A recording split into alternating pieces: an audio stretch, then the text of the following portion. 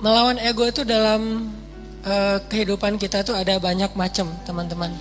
Pertama, melawan ego ketika kita harus mengakui kesalahan kita. Ini berat nih. Mengakui bahwa kita salah itu berat.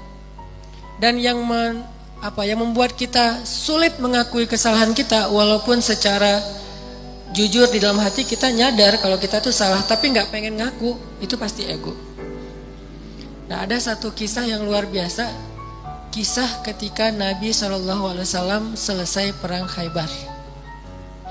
Perang Khaybar itu perang paling besar antara kaum muslimin dengan orang Yahudi di Madinah. Ini paling besar dan bisa dibilang perang terakhir Nabi SAW. Setelah itu udah kayak nggak ada lagi perang-perang yang sulit. Ini perang Khaybar. Perang Khaybar, setelah selesai perang, ada beberapa tawanan perang. Salah satunya adalah calon istri Nabi, orang Yahudi. Siapa namanya? Sofia. Jadi salah satu tawanan perang Khaybar itu adalah Sofia. Suaminya terbunuh dalam perang Khaybar, saudaranya terbunuh dalam perang Khaybar, ayahnya terbunuh dalam perang Khaybar, pamannya terbunuh dalam perang Khaybar, keluarga besarnya banyak yang terbunuh dalam perang Khaybar. Dan cuman mungkin bisa dibilang dia sebatang kara yang selamat dalam perang Khaybar dan jadi tawanan kaum muslimin. Akhirnya Nabi datang ke tenda para tawanan perempuan. Nabi mencari tahu di mana Sofia karena dia anak kepala suku. Ditunjukkan oleh sahabat, masuklah Nabi dengan beberapa orang sahabat ke dalam tenda Sofia, dan Sofia waktu itu komen dalam postingan itu tuh. Kata Sofia, Muhammad adalah orang yang paling aku benci saat itu. Gimana enggak? Ayahnya dibunuh, pamannya dibunuh, saudaranya dibunuh, suaminya dibunuh. Keluarga besarnya banyak yang terbunuh dalam perang Khaybar. Sehingga kata Sofia, Muhammad adalah orang yang paling aku benci waktu itu. Jadi Nabi datang ke Sofia dalam kondisi Sofia itu lagi benci banget sama Nabi. Ngelihat wajah Nabi juga gak mau. Apalagi nge-follow. Ngelihat wajahnya aja gak mau. Kalau Nabi request mau follow, pasti di blok. Jadi benar-benar nih, Sofia lagi marah berat dan lagi baper berat sama Nabi, lagi benci banget sebenci-bencinya, dan lagi sedih sesedih-sedihnya. Gimana nggak sedih, kehilangan satu keluarga aja sedih, ini apalagi satu keluarga besar, termasuk orang yang paling penting dalam hidupnya, ayah dan suaminya. Apa yang dilakukan Nabi? Nabi datang minta maaf kepada Sofia. Apakah Nabi salah? Tidak. Apakah Nabi zalim kepada keluarga Sofia? Tidak sama sekali.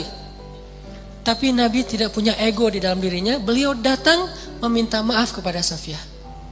Masuk ke tenda Sofia. Sofia, maafkan aku atas kematian ayahmu. Maafkan aku atas kematian suamimu. Maafkan aku atas kematian saudaramu, pamanmu, keluarga besarmu. Kemudian Nabi menjelaskan apa yang sebenarnya terjadi. Aku udah ngasih kesempatan buat ayahmu, tapi beliau menolak, beliau malah menyerang kami, beliau malah zalim kepada beberapa kaum muslimin dan seterusnya. Nabi menjelaskan, meminta maaf, menjelaskan, meminta maaf, menjelaskan, meminta maaf, terus menerus sampai akhirnya luluh hati Sofia, dan tiba-tiba Sofia menjadi jatuh hati kepada Rasulullah SAW. Lihat luar biasanya Nabi dalam meminta maaf. Bukan maaf ya, udah selesai pergi. Enggak, beliau minta maaf sampai Sofia jatuh hati kepada beliau. Itu gimana caranya tuh? Orang yang tadinya benci banget jadi cinta banget. Sehingga kata Sofia, beliau terus meminta maaf dan menjelaskan, meminta maaf dan menjelaskan, meminta maaf dan menjelaskan, sampai akhirnya beliau menjadi orang yang paling aku cintai di muka bumi. Ini luar biasanya akhlak Nabi SAW.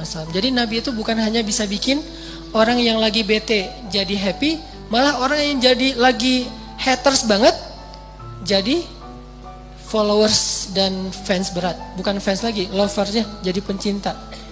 Ini artinya ada pelajaran gimana melawan ego. Mengakui bahwa kita salah, walaupun posisi Nabi sebetulnya beliau gak salah. Namanya perang pasti ada adu fisik segala macam. Lagian kalau kita baca kronologis cerita perang Khaybar, maka kita akan lihat bahwa Nabi itu udah toleran banget, udah ngasih kesempatan banget, udah ngasih banyak tawaran-tawaran yang gak harus perang deh, udah kita damai aja, tapi mereka gak mau. Akhirnya gak bisa dihindari, terjadilah perang. Kalau kita baca kronologis panjangnya perang Khaybar. Tapi dalam kondisi Nabi gak bersalah, Nabi gak zolim, Nabi gak pernah mencurangi hak orang lain, Nabi masih datang kepada perempuan ini untuk meminta maaf. Gimana dengan kita yang mungkin kondisi kita nggak seperti Nabi yang suci, yang maksum? Pasti ada salahnya kita. Walaupun kadang-kadang yang pertama salah orang lain.